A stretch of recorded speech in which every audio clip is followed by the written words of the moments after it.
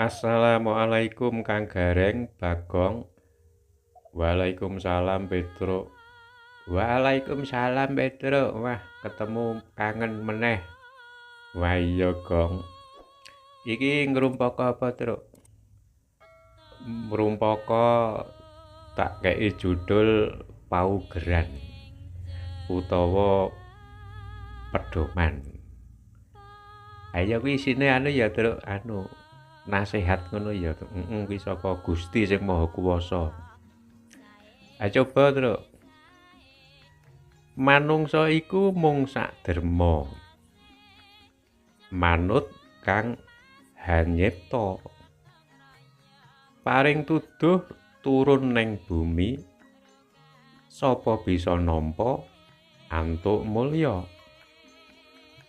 Salat wajib, infak sedekah lan sunah-sunahe katindakake. Yo prakanca budidaya adeging agama. Saya cetha saya ngalela agama saka Hyang Maha. Nah iki mu Kang Gareng. Wah kuwi kaya lagu, Truk. Ya nek arep digawe lagu ya iso. Iramane gawe iki ya werna-werna irama iki. Mungkin saben piyai siji duwe irama dhewe-dhewe. Lah iya ya, Truk. Irama iki gawe lagu iki jane nek kowe membaca Quran kae ibaratke nuntun supaya kulina gawe irama.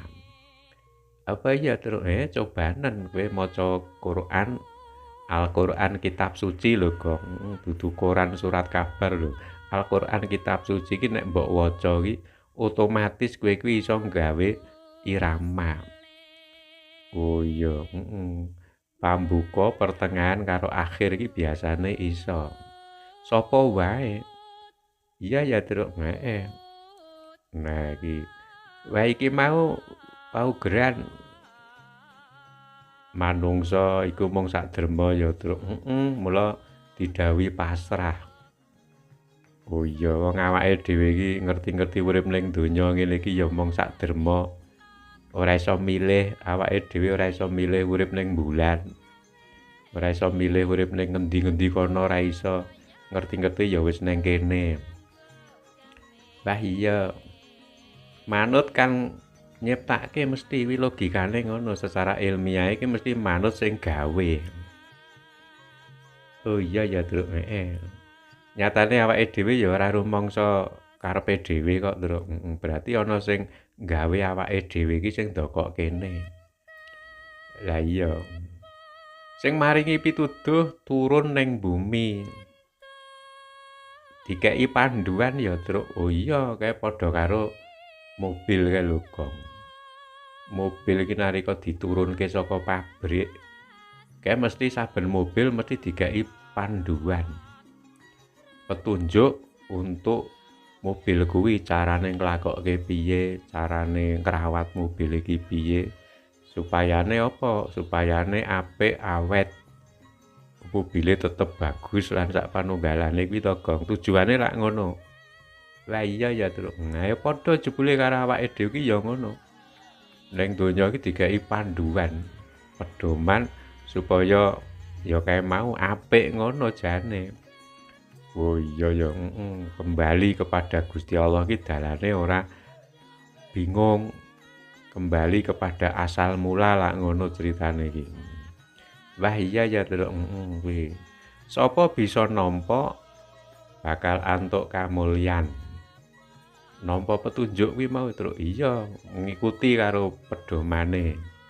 Ngikuti karo panduane kuwi mau antuk mulya.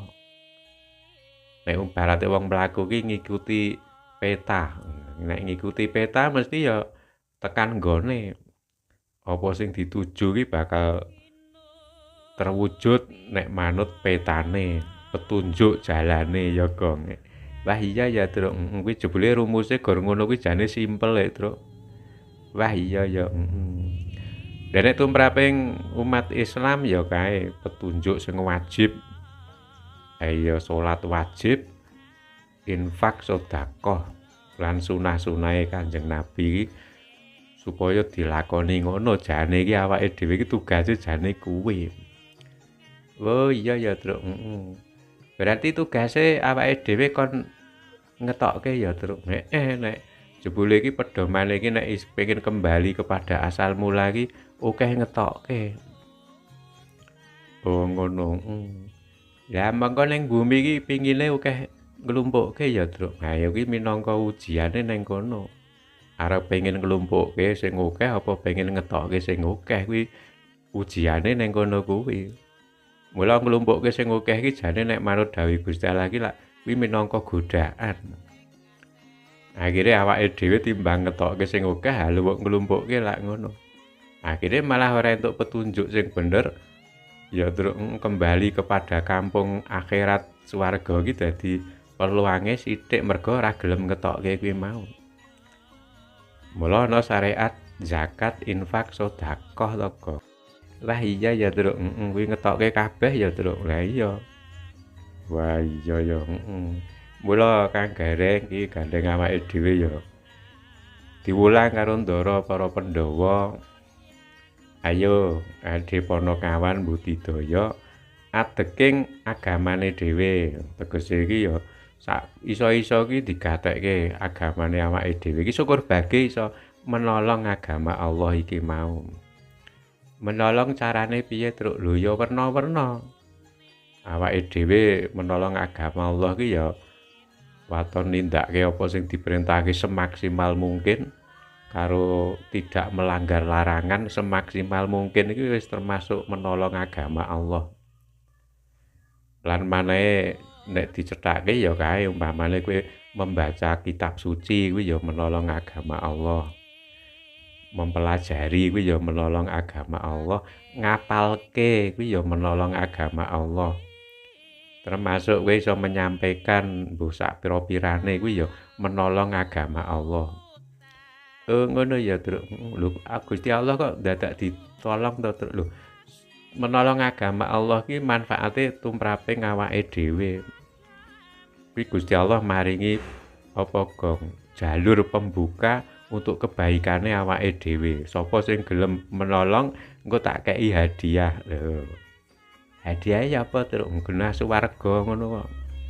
Oh iya ya, Truk. Nah iya, kuwi mula iki tuduhake nek gong ki apa jenenge iki saya cetha saya ngalela nitik saka informasi sejak iki wis gemelar bukti-bukti kebenarane anane Tuhan yang Maha Esa di segala penjuru saiki kaya-kaya wis kebuka kabeh buktine wis akeh bukti-bukti sing meyakinkan anane Tuhan yang Maha Esa iki bener-bener ana iki kaya-kaya wis komplit.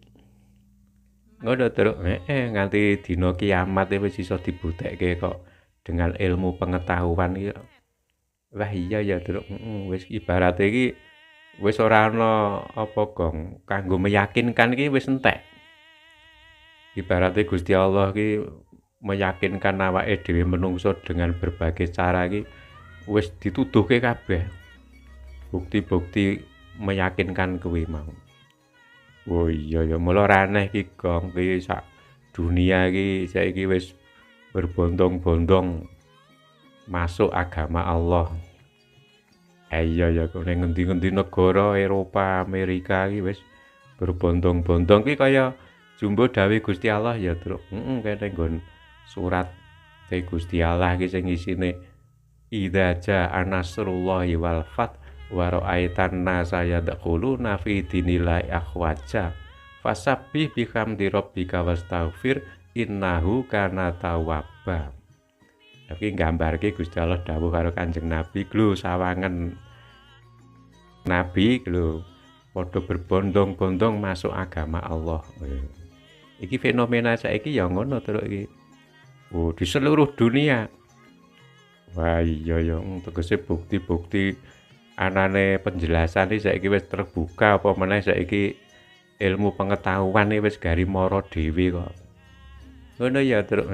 Kowe HP iki anggar kowe mencet iki ibarate iki ilmu iki mara dhewe. wis rasa dadak ngundang. Beda karo jaman dhisik awake dhewe arep golek ilmu dadak rono rene. Ngentekke ragat pirang-pirang ya, Truk. Dhisik iki dipermudah dening Gusti Allah wong karo kelekaran wae iso ngundang ilmu. Ora usah diparani ilmu mara dhewe-dhewe lho. Mbah iya ya, Truk. Kaya ana Mbah Google. Lan liya-liyane takon apa wae kok dijawab. Tur jawabane iki mesti objektif, bener kae. Ora tedeng aling-aling tedeng. Jujur apa anane lho, iki hebate ning kene. Iki lak padha karo wis Gusti Allah iki maringi kemudahan kanggo meyakinkan awake dhewe anane Tuhan yang Maha Esa iki bener-bener eneng. Oh, ngono ya, Truk. Iki mau Kang Gareng Gong. Wah iya le. Sesuk ketemu meneh. Alam-alaman meneh. Iya tak tunggu ya, Truk. Ora ketang sithik ana ilmune. Amin. Semono Kang Gareng. Wassalamualaikum warahmatullahi wabarakatuh.